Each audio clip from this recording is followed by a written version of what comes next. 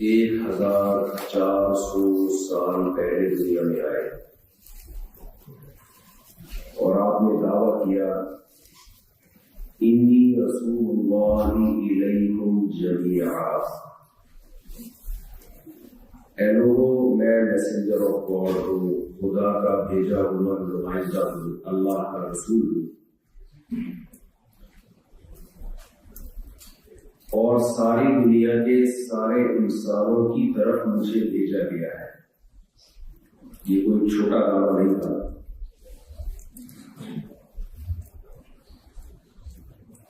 نبی صلی اللہ علیہ وسلم جو پیغام لے کر آئے، اس پیغام کو ہم دو حصوں میں تقسیم کر سکتے ہیں۔ آپ نے بتایا کہ لوگوں پر اللہ کا بھی حق ہے اور مخلوق کا بھی حق ہے۔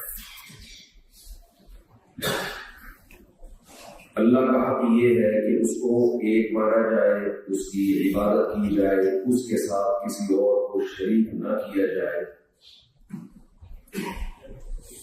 یہ حق اللہ کے جو رائٹس ہیں، جو حقوق ہیں، وہ ہمیں محمد صلی اللہ علیہ وسلم کے سوا کوئی نہیں بتاتا۔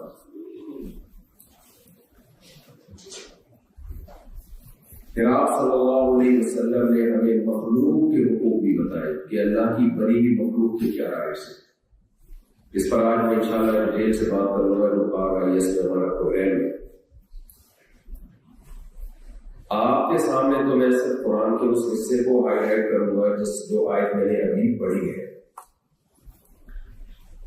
نبی صلی اللہ علیہ وسلم نے جو حقوق بیان کیے، جو احکام دیے، جو آرڈرز دیے، ان آرڈر میں سب سے پہلا آرڈر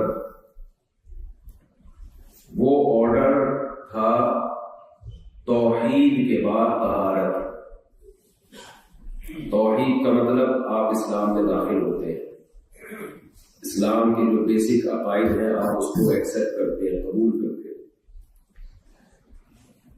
اس کے بعد جو اسلام میں سب سے پہلا حکم آیا ہے وَثِيَابَكَ فَطَهِّرْ، اپنے لباس کو پاک اور صاف رکھیے۔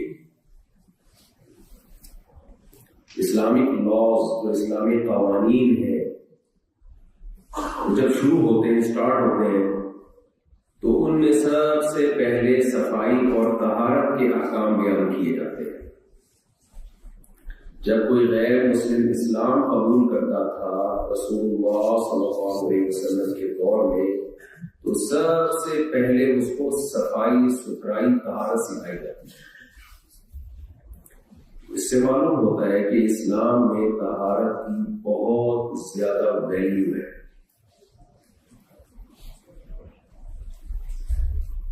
اسلام نے صفائی، ستھرائی، طہارت کے لیے دو الگ الگ ورڈز یوز کیے، استعمال کیے، دو الگ الگ الفاظ استعمال کیے، دونوں کا مفہوم ایک دوسرے سے الگ ہے۔ میری اردو زیادہ مشکل تو نہیں، بیٹھے ہوئے۔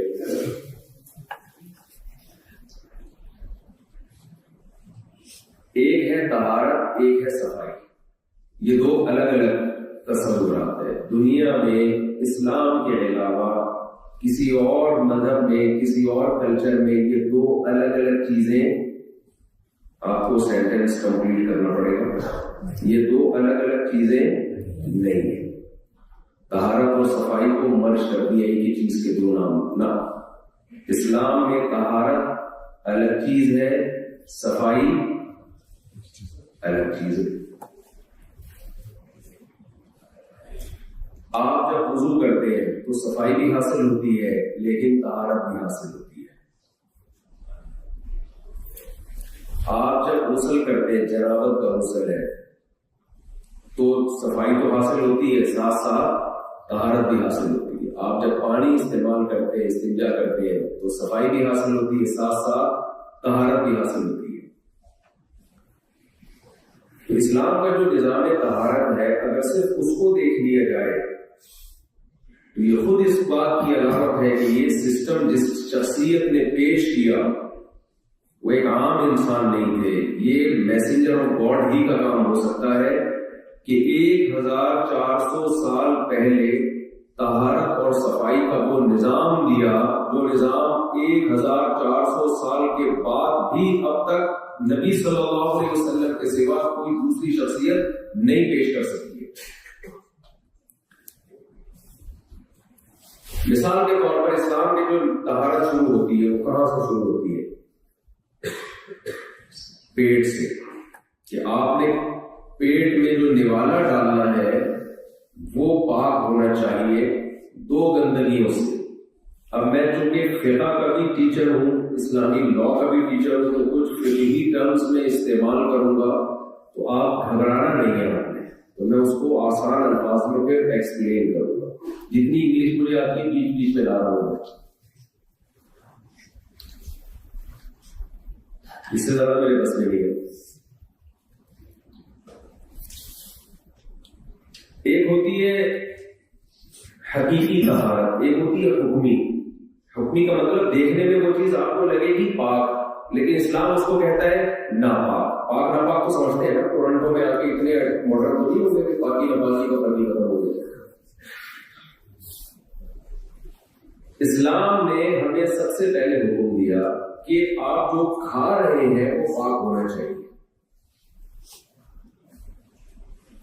پاک کیسے ہونا چاہیے؟ اس پہ کوئی گندگی لگی بھی نہ ہو، صاف بھی ہونا چاہیے، پاک بھی ہونا چاہیے، اس پہ کوئی گندگی نہ لگی ہوئی ہو، حرام گوشت نہ ہو. اگر آپ جانور کو ذبح کیے بغیر کھاتے ہیں، اس کا جو بلڈ ہے وہ اس گوشت کے اندر رہ جاتا ہے. خون اچھی چیز ہے، پاک چیز ہے یا ناپاک چیز ہے؟ بولے بھائی، آپ کے کپڑوں پہ اگر بلڈ لگا ہوا ہو آپ کی نماز نہیں. آپ کے جسم سے اگر خون نکل جائے تو بہت سے فقہاء کے نزدیک نماز وضو ٹوٹ جاتا ہے. تو کیا آپ کو اسلام اجازت دے گا کہ وہ گندا خون آپ کھائیں؟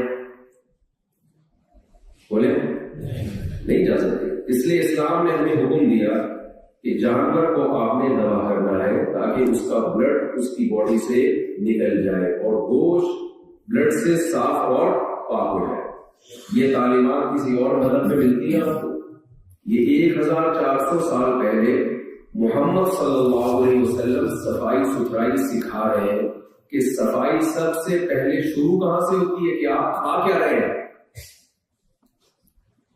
آپ کے سامنے ایک آدمی ڈیٹول سے نہا کے آیا، خوشبو لگائی ہے، تیزاب سے نہایا، بہت زبردست صاف ستھرا گوبر کھا رہا ہے اور کہتا ہے یار میں بہت صاف ستھرا آدمی اور صفائی پہ کوئی کمپرومائز نہیں. کھا کے آیا وہ گوبر بھول گئے یا یاد ہے آپ کو؟ یہاں تو ہے ہی نہیں، مطلب ایسا گوبر ہے. کچھ چیزیں نیٹ پہ دیکھ کے نا اپنے قوم کی انڈیا پاکستان میں جا کے دیکھا کریں، گائے وائے کو دیکھ لیا کریں، یوٹیوب پہ کبھی بھینس میں گوبر دیکھ لیا کریں تاکہ کچھ یادیں وابستہ رہے اپنے کلچر سے.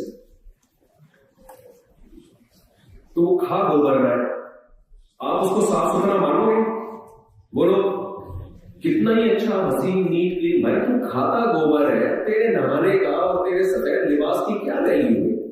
اس سے تو وہ بھنگی اچھا ہے جو گندگی میں ہے، لیکن کھا کیا رہا ہے؟ صاف ستھرا کر کے کھاتا ہے. 1400 سال پہلے محمد صلی اللہ علیہ وسلم نے تعلیمات دی اور یہ تعلیمات نبی کی اپنی نئی آسمان سے وحی بن کے نازل ہوئی. یا ایھا الرسول کلوا من الطیبات، اے پیغمبروں پاکیزہ چیزیں کھانی ہے، ناپاک چیزیں نہیں کھانی. اس لیے حکم دیا گیا کہ کچھ بہت سارے جانور ہم نے حرام کر دیے گئے. ہمارے لیے کتا کھانا حلال نہیں ہے، کیونکہ اگر ہم کتا کھائیں اور کتا انسانوں کو کھاتا ہے تو کتے میں اور ہمیں کوئی فرق رہ گیا؟ وہ ہمیں کھائے اور ہم کس کو کھائیں؟ کتے کو کھائیں. کتا درندہ ہے، چیر پھاڑ کرنے والا جانور ہے. نبی صلی اللہ علیہ وسلم نے جتنے کی دی مخلب ہے، چیر پھاڑ کرنے والے جانور ہیں، آپ نے ہمیں بتایا کہ یہ انسانوں کے لیے حلال نہیں ہے، یہ ناپاک ہے. ان کا گوشت انسانوں کے لیے جائز بولے نہیں. یہ ہے وہ طہارت. اس کا تعلق بھی کس سے؟ طہارت سے. کھاؤ کیا؟ دوسری چیز، کھانے میں نجس، 2 چیزوں سے نجاست پیدا ہوتی ہے. ایک حقیقی نجاست، بلڈ ہے اس کے اندر. دوسری نجاست ہے حکمی. حکمی کا کیا مطلب؟ حلال جانور ہے، مرغی ہے، آپ نے ذبح کی ہے لیکن خریدی چوری کے پیسوں سے. وہ بھی کیا ہے آپ کے لیے؟ نجس، ناپاک، پلید، خبیث. یحرم علیہم الخبائث. نبی صلی اللہ علیہ وسلم کی ذمہ داری تھی کہ خبیث چیزوں کو اس امت پر ہمیشہ کے لیے حرام کر دے. وہ اس خباث دیکھنے میں بہت صاف ستھری ہو سکتا ہے، اس پہ پرفیوم چھڑکا ہو. آپ کے سامنے کوئی چکن لے کر آئے اور کہ میں نے حلال طریقے سے اس کو ذبح کیا، بسم اللہ اللہ اکبر اس پہ پڑا ہے، میں نے اس کا خون سارا جسم سے نکال دیا اور اس کو آب زمزم کے پانی سے میں نے دھویا اور اس پہ میں نے عود اور مشک و عنبر کی خوشبوئیں چھڑکی اور اس میں پھر بھی مجھے کراچی کا ہوں تو مجھے کراچی کی بریانی مسالے یاد آ رہے ہیں، وہ سارا کچھ کر کے آپ کے سامنے رکھا، خوشبو بلکہ دیکھ کر ڈھکن ہٹایا. جب بات کرنی ہے تو پوری بات کریں گے، سے ڈھکن ہٹایا، ایسی خوشبو چکن بریانی کی مہندی میں خوشبو آ رہی ہے اور وہ آپ کے سامنے رکھا. مفتی صاحب سے فتویٰ لیا، حلال سرٹیفکیٹ، بھائی حلال طریقے سے ذبح کیا گیا ہے، سرٹیفائڈ ہے، تمام اداروں کا متفقہ فتویٰ ہے کہ یہ کیا ہے؟ حلال ہے. آخر میں آپ کے کان میں آ کے کہہ دیا کہ یہ چاول بھی میں نے چوری کیے تھے اور یہ چکن بھی میں نے چوری کی. اب حلال رہے گا آپ کے لیے ہے بھائی؟ اس کے ناجائز ہونے کی دلیل کیا ہے؟ وَيُحَرِّمُ عَلَيْهِمُ الْخَبَائِثَ. ناپاک چیزیں اس امت پر حرام. اب کوئی انگریز اگر بیٹھا ہو وہ کہے یہ ناپاک کہاں سے ہے؟ یہ تو صاف ستھرا ہے. تو ہم کہیں گے بھائی یہ تمہاری ٹرم میں ناپاک نہیں ہے، ہماری ٹرم میں یہ کیا ہے؟ ناپاک. یہ تعلیمات محمد صلی اللہ علیہ وسلم کی ہے. کلوا من الطیبات. پاکیزگی، طہارت شروع کہاں سے ہوئی؟ سب سے پہلے پیٹ سے. پیٹ میں آپ نے نوالا کون سا ڈالنا ہے؟ پاکیزہ نوالا. دوسرے نمبر پر جو اسلام کی صفائی ہے نا، وہ سب سے زیادہ جو اسلام نے جس صفائی پر زور دیا ہے وہ ہے منہ کی صفائی. جتنا اندر کا حصہ ہے نا، اسلام اس کو اتنا زیادہ صاف رکھنے کا حکم دیتا ہے. یہ تعلیمات اسلام کے علاوہ آپ کو کہیں بھی نہیں. سب سے زیادہ پیٹ، اس کے بعد کیا ہے؟ منہ. منہ کی صفائی کیسے ہوتی ہے؟